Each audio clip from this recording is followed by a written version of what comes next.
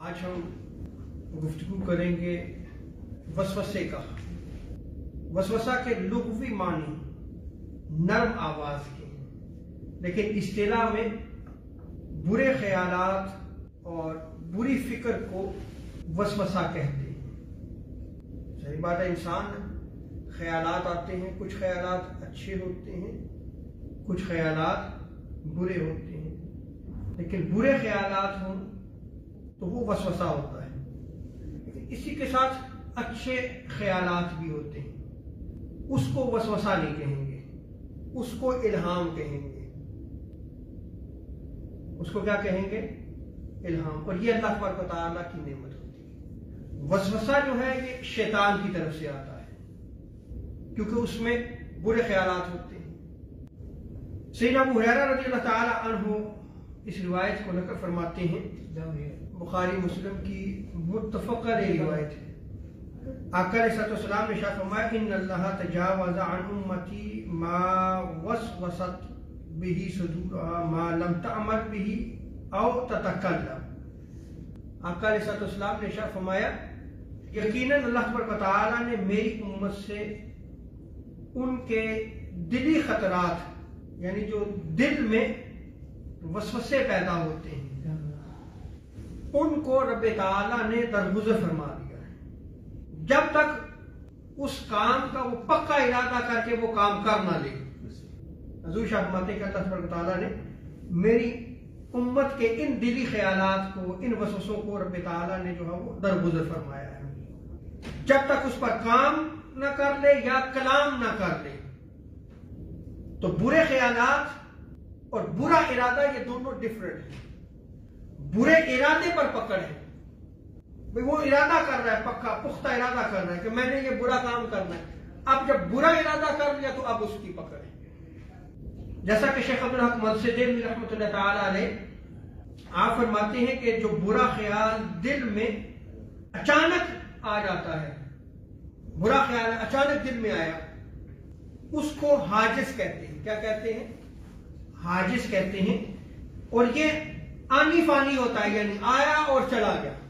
یہ پچھلی امتوں میں بھی معاف تھا اور اس امت میں بھی معاف ہے، لیکن جو برا خیال دل میں رہ جائے، بری فکر جو ہے وہ دل میں رہ جائے، وہ ہم پر معاف ہے جب تک ہم اس پہ عمل نہ کر لیں۔ یہاں یہ یاد رکھیے گا، اس امت کی یہ خصوصیت ہے کہ برا خیال ہے، آیا، آنی فانی نہیں ہوا، یعنی آیا اور چلا گیا نہیں ہوا، بلکہ کیا ہوا؟ جم گیا دل میں، باقی رہ گیا، لیکن عمل نہیں کیا، وہ ہم پر معاف ہے، لیکن سابقہ امتوں میں معاف نہیں تھا، ان کی پکڑ تھی۔ اور اگر اس کے دل میں لذت اور خوشی بھی ہو، اس کو ہم کہا جاتا ہے۔ اب اس پہ جو وہ لذت محسوس کر رہا ہے، اس پر بھی پکڑ نہیں، اور اگر اس کے ساتھ کر گزرنے کا ارادہ کر لے، یعنی وہ لذت اور خوشی محسوس کر رہے، لیکن اگر ارادہ کر لے کہ میں یہ کام کروں گا، تو پھر اس کی پکڑ ہے۔ جیسے بندہ زنا بہت بری بیماری ہے، اللہ تعالیٰ محفوظ رکھے، برا خیال آیا، اس کا آیا اور چلا گیا، معاف ہے، دل میں بیٹھا، لذت محسوس کی، لیکن عمل نہیں کیا، ابھی ارادہ نہیں بنا، ابھی ارادہ نہیں بنا، تب بھی معاف ہے۔ لیکن جب پختہ ہو گیا اور کر گزرنے کا ارادہ ہو گیا، عزم ہو گیا، تو پھر اس کی پکڑ ہے۔ روایت میں آتا ہے کہ آقا علیہ الصلوۃ والسلام میں لوگ ایک دوسرے سے پوچھتے رہیں گے یہاں تک کہ کہا جائے گا کہ یہ مخلوق تو اللہ نے پیدا کی، تو اللہ کو کس نے پیدا کیا؟ تو آقا علیہ الصلوۃ والسلام فرماتے ہیں کہ یہاں تک کہ کہا جائے گا کہ یہ مخلوق تو اللہ نے پیدا کی، تو اللہ کو کس نے پیدا کیا؟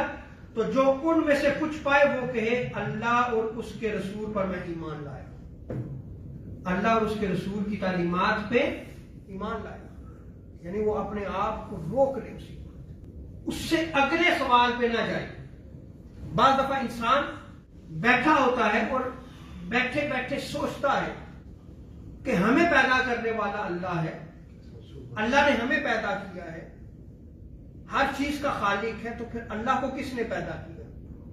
جو ہی یہ آئے تو تو اس کا طریقہ آقا علیہ السلام نے کیا ارشاد فرمایا کہ فوراً رد کر دے اس کو اور کیا کہے کہ میں اللہ اور اس کے رسول پہ ایمان لایا، یعنی جو اللہ اور اس کے رسول کی تعلیمات ہیں میں اس پہ عمل پیرا ہوں۔ یہاں بندہ مومن گویا یوں کہتا ہے کہ مجھے کسی دلیل کی ضرورت نہیں ہے، سوچنے کی ضرورت نہیں ہے کہ اللہ کو کس نے پیدا کیا۔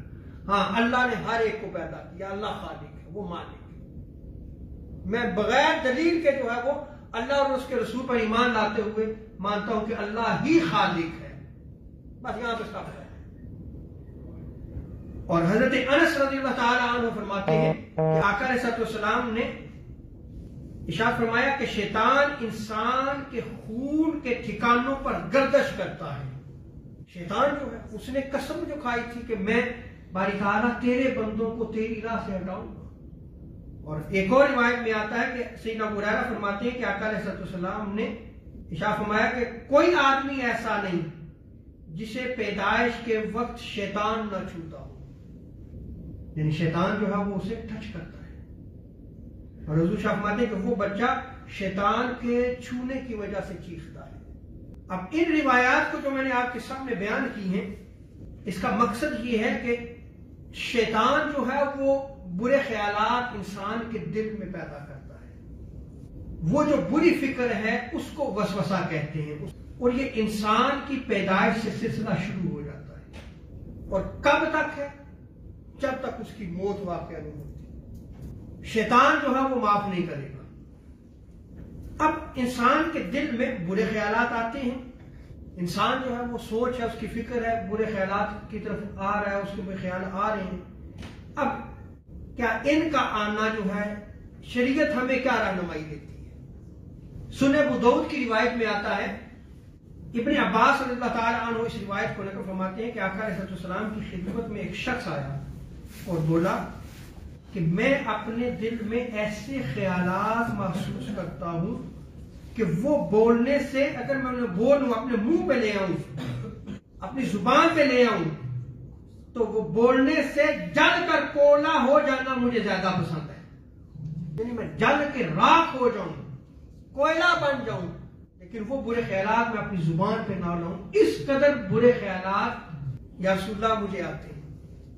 اب حضور کی مجلس ہے، حضور کی مجلس میں وہ شخص اس چیز کا اظہار کر رہا ہے کہ اس قدر برے خیالات آتے ہیں کہ میں اپنی زبان پہ بھی نہیں لا سکتا۔ تو آقا علیہ السلام نے ارشاد فرمایا قال الحمدللہ الذی رد امرہ الی الوسوسہ، حضور نے ارشاد فرمایا خدا کا شکر ہے کہ جس نے ان خیالات کو وسوسہ بنا دیا ہے۔ اب دوسری روایت اسی کے ساتھ، اب اس روایت کو مسلم شریف میں نقل کیا گیا ہے۔ حضور کے صحابہ میں سے کچھ حضرات آقا علیہ السلام کی خدمت میں حاضر ہوئے اور آگے پوچھنے لگے کہ یا رسول اللہ ہم اپنے دلوں میں ایسے خیالات محسوس کرتے ہیں کہ انہیں بیان کرنا بہت بڑا گناہ معلوم ہوتا ہے۔ تو آقا علیہ السلام نے کیا ارشاد فرمایا؟ آپ نے فرمایا کیا تم نے یہ بات پائی ہے؟ قال او قد وجدتموہ، کیا تم اس بات کو پاتے ہو؟ اتنے برے خیالات آتے ہیں کہ وہ خیالات تم اپنی زبان پہ بھی نہیں لا سکتے، کیا ایسا ہے؟ قالوا نعم، وہ جو چند صحابہ حضور کی بارگاہ میں تھے، عرض کیجیے یا رسول اللہ ایسے ہی ہے، بہت برے خیالات آتے ہیں۔ قال ذالک صریح الایمان، یہی تو صریح ایمان ہے۔ اب میں مثال دیتا ہوں، اس کو آپ سمجھیں گے۔ چور کہاں جاتا ہے؟ بھئی جہاں خزانہ ہو اور جہاں کچھ بھی نہ ہو وہاں جائے گا چور۔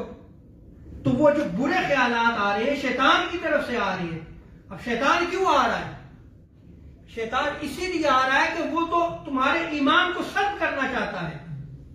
میں نے ابھی آپ کو ایک ایگزامپل دی ہے نا، اس پہ حضور ضیاء الامت ان کے حوالے سے ایک واقعہ نقل کیا گیا ہے کہ ان کی بارگاہ میں ایک شخص آیا جو قادیانی ہو گیا، نان مسلم ہو گیا، غیر مسلم ہو گیا، قادیانی غیر مسلم ہے۔ آ کے کہنے لگا میں بڑا مطمئن ہوں، جب تک میں اسلام میں تھا میں نماز پڑھتا تھا لیکن مجھے نماز میں سکون نہیں آتا تھا، بڑے وسوسے بڑے خیال آتے تھے، لیکن اب میں نماز پڑھتا ہوں بڑی سکون سے نماز پڑھتا ہوں، بڑی لذت محسوس ہوتی ہے۔ शख्स ने हुजूर ज़ियाउल उम्मत रहमतुल्लाह ताला अलैह की बारगाह में ये कहा, तो हुजूर ज़ियाउल उम्मत रहमतुल्लाह ताला ने फरमाया, बदबख्त, जब तक तेरा ईमान सलामत था ना तो वसवसे तुझे आते थे, अब तेरे पास शैतान के लिए कुछ बचा ही नहीं है कि वो तुझसे ले सके, तेरे पास तो कुछ है ही नहीं, अब उसने क्या आना है, तुझे वसवसे क्यों आएंगे अब? तो देखा हुजूर ज़ियाउल उम्मत रहमतुल्लाह ताला अलैह ने उस बदबख्त को क्या जवाब दिया कि तेरे पास तो कुछ बचा ही नहीं है अब। अच्छा, मैंने ये जो वाकया नकल किया है, अब आप मुझे ये बताएं, आज हम में से बस नौजवान इस्लाम सीखने के ज़ौक़ में होते हैं, मैं अभी रिवायत नकल करता हूँ, उसकी तफसीर पे भी आता हूँ, वो कहते हैं जी नमाज हम ऐसे पढ़े कि कोई वसवसा ना आए। कहते हैं ना भाई तुम किस चीज की कोशिश कर रहे हो? हाँ, आए दूर तो करना चाहिए, वजू की तालीमात में भी आपको नकल करता हूं, लेकिन आप ये कहें कि आए ही ना तो फिर ईमान की फिक्र करो, क्योंकि हुजूर अलैहिस्सलाम ने क्या फरमाया, क़ाला ज़ालिका सरीउल ईमान, ये तो सरी ईमान है। और हज़रत मौला अली और मुर्तज़ा करम करीम फरमाते हैं कि जो नमाज वसवसा से खाली हो वो नमाज यहूद और नसारा की है, वो यहूदियों की नमाज है जिसमें वसवसा ही ना हो। हाँ, वसवसा आता है, उसको बुरा ख्याल करना चाहिए और उसको रद्द करना चाहिए।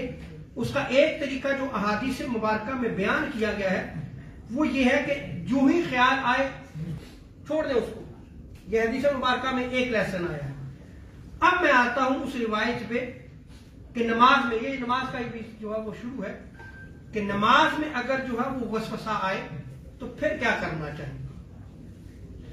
हजरत उस्मान बिन अबी आस रज़ियल्लाहु ताला अन्हु फरमाते हैं कि मैं हुजूर की बारगाह में गया, अर्ज की, ये मुस्लिम शरीफ की रिवायत है, या रसूलल्लाह, शैतान मुझ में और मेरी नमाज में और तलावत में हायल हो जाता है। मैं या रसूलल्लाह जब नमाज पढ़ता हूं तो मेरी तलावत और नमाज के दरमियान वो हायल हो जाता है। ऐसी रिवायत को जरा गौर से सुनिएगा, तो वो जो चाहता हूं। उस सहाबी ने क्या अर्ज की कि मैं नमाज पढ़ता हूं तो मेरी नमाज और मेरी क़राअत के दरमियान हायल कौन हो जाता है, रुकावट कौन बन जाता है? शैतान रुकावट बन जाता है, मुझ पे मुश्तबे हो जाती है, मैं भूल जाता हूं, नमाज मुश्तबे हो जाती है मेरी। तो आका अलैहिस्सलाम ने इरशाद फरमाया, ज़ालिका शैतान युक़ालु लहू खिंज़ब, ये शैतान है जिसको खिंज़ब कहा जाता है। ये वो आता है कि जब तुम नमाज अपनी पढ़ रहे हो और तुम्हारे और नमाज के दरमियान जो है वो आके खलल पैदा करता है। अब अगर ऐसा मामला हो तो हुजूर ने इरशाद फरमाया कि तुम फिर अल्लाह की पनाह मांगो और बाएं तरफ 3 मरतबा जो है वो थूको। रावी बयान करते हैं कि मैंने यही किया तो अल्लाह ताला ने उस शैतान को मुझसे दफा फरमा दिया। अच्छा, अब ये रिवायत आपके सामने आ गई, मैंने रिवायत आपके सामने बयान कर दी। अब इस पे शारहीन ने बड़ा कुछ लिखा है। मेरे सामने इस वक्त जो शरह है मिरकात नहीं है, चूंकि मुझे मिली ही यही थी, हकीम उम्मत मुफ्ती अहमद या खान नईमी साहब की ये शरह है। आपने जो इस हदीस की शरह के आखिर में बयान किया है, मैं मिरकात का हवाला भी बाद में लिखता हूं। उन्होंने लिखा है कि ये नमाज में नहीं करेगा, बल्कि नमाज शुरू करने से पहले जिस शख्स को वसवसे आते हो तो वो ये अमल कर ले, तो ये मुजर्रब है, उसके लिए जो है वो शाफी होगा कि वसवसे नहीं आएंगे। अच्छा, अब यहां पे हदीस मुबारका आपके सामने आ गई। अब ये हदीस मुबारका मेरे सामने है, ये अरबी मतलब भी मेरे सामने है। इसमें इंडिविजुअली जो है उस शख्स ने हुजूर की बारगाह में आके अर्ज किया कि या रसूलल्लाह मेरा ये मामला है। अकेले नमाज पढ़ते थे तो ये मामला किया, हुजूर के पीछे भी नमाज पढ़ते थे या नहीं पढ़ते थे वो साहब, लेकिन ये अमल नहीं हुआ, ये अमल नहीं हुआ, क्योंकि इमाम की जब इक्तिदा में आप नमाज पढ़ते हैं तो इमाम की किरात मुक्तदी की किरात है। इमाम ज़ामन है फिर आपकी नमाज का, तो उस वक्त नहीं बयान किया, बल्कि जब अकेले पढ़ते थे तो उन्होंने कहा या रसूलल्लाह मैं जब नमाज पढ़ता हूं तो ये मेरे साथ मामला था, हुजूर ने फरमाया कि तुम ये अमल करो। अब हमारे यहाँ क्या होता है कि हमारे नौजवान जो है वो इस हदीस को जब मुस्लिम शरीफ में पढ़ते तो वो उस पर अमल करना शुरू करते थे। अब अमल करना शुरू करते हैं तो वो क्या है कि वो जमात के दौरान भी जो स्पिट करना शुरू कर देते हैं। ये किसी रिवायत में साबित नहीं है। अब आपके साथ नमाजी खड़े हैं, आप जमात में, आपको बस ख्याल तो आएंगे बाबा, बगैर ख्यालात के नमाज तो यहूद और नसारा की है। आप कहें कि मुझे वसवसे आ रहे हैं, बाबा वसवसे आ रहे हैं तो नमाज से पहले ही अमल कर लो, आज भी साबित है ये हदीस, इनकार नहीं किया। मैं अभी मुल्ला कारी पे नहीं आया, वो भी मैं अभी नकल करता हूं। लेकिन अगर आप खड़े हैं, इमाम नमाज पढ़ा रहे हो, आप पीछे स्पिट करें, 3 मरतबा आपने किया, अगर हर नमाजी जिसको ख्याल आ रहा है, वसवसा आ रहा है, करना शुरू कर दे, मस्जिद में क्या हाल हो जाएगा। आप देखें, हम दीन को मजाक बना रहे हैं, हमारे नौजवान समझे इस चीज को। अब जब उन्हें मना किया जाए वो कहते हैं ये हदीस में आया। बाबा हदीस में आया, हदीस पढ़ भी तो लो किसी से। अब आए मिरकात में मुल्ला अली खारी हनफी क्या फरमाते हैं, आप फरमाते हैं कि ये हदीस मनसूख हो चुकी है। नासिख और मनसूख का भी आपको इल्म नहीं है, आपने पढ़ा क्या है, फिर आपने खाली हदीस पढ़ ली है ना। कुरान में भी नासिख और मनसूख मौजूद है कि वो कुरान की आयात तिलावतन मौजूद है लेकिन हुक्म मौजूद नहीं है। क्या तुम उस हुक्म पे अमल कर सकते हो? नहीं, तुम नहीं अमल कर सकते उस पर। तिलावत कर सकते हो, तिलावत करने का सवाब है। सेम हदीस मौजूद है लेकिन ये हदीस तो मनसूख हो चुकी है। मुल्ला अली कारी फरमाते हैं कि ये मनसूख ऐसे है कि जैसे पहले नमाज में कलाम करना मौजूद था, बात करना, बातचीत की जा सकती थी। नमाज में आया तो पूछे कितनी रकअत है जी, फला रकअत है, ये कितनी इमाम ने पढ़ ली, इतनी पढ़ ली है। लेकिन बाद में क्या हो गया, वो हुक्म मनसूख हो गया। आज कोई कलाम कर सकता है, हदीसें मौजूद है, आए हदीसें ले, फिर आप अमल करना शुरू कर देंगे कि भाई ये हदीस में आया है। बाबा आपको समझाना पड़ेगा कि ये नासिख और मनसूख है, ये कुछ हदीसें मनसूख है, उस पर आप अमल नहीं कर सकते। तो हदीस आपके सामने आ गई है तो आपने अमल कैसे करना है। मुल्ला अली कारी फरमाते हैं कि अगर तुमने इस हदीस पे अमल करना है, स्पिट करना है, तो फिर नमाज के बाद करोगे। क्या करो, नमाज के बाद करो। नमाज से पहले, नमाज के अंदर नहीं तुम कर सकते, ये हुक्म मनसूख हो चुका है। चाहे अकेले नमाज पढ़ रहा है वो, वसवसे तो आएंगे आप, लेकिन उनको दूर करने का तरीका जैसे आका अलैहिस्सलाम ने तालीम दी है उसी पे अमल करना होगा। अल्लाह रब्बुल इज्जत जो है वो हमें दीन को समझने की तौफीक अता फरमाए। इस पे बस आखिरी रिवायत नकल कर रहा हूं, हजरत कासिम इब्न मोहम्मद, ये हजरत सैयदना सिद्दीक़ अकबर के पोते हैं और हजरत आयशा सिद्दीक़ा रज़ियल्लाहु ताला अन्हा की फूफी हैं। इमाम ज़ैनुल आबिदीन आपके खालाजाद हैं और इमाम जाफर सादिक आपके नाना हैं। उनकी बारगाह में एक शख्स आया, पूछा या मैं अपनी नमाज में वसवसे जो है वो करता हूं, बड़ा वहम आता है और बड़े बड़े ख्यालात आते हैं, तो मैं क्या करूं। आपने फरमाया अपनी नमाज पढ़ते रहो, जो ख्याल आए उसको दूर करते रहो, नमाज पढ़ना ना छोड़ देना, आता है तो आता रहे, उसको दूर करते रहो, ये तुम अमल कर। ये था तालीमात हमारी, इस पे अल्लाह ताला हमें जो है वो समझने की तौफीक अता फरमाए। अल्लाह तआला हमें आका अलैहिस्सलाम की मोहब्बत अता फरमाए। वमा अलैना इल्ला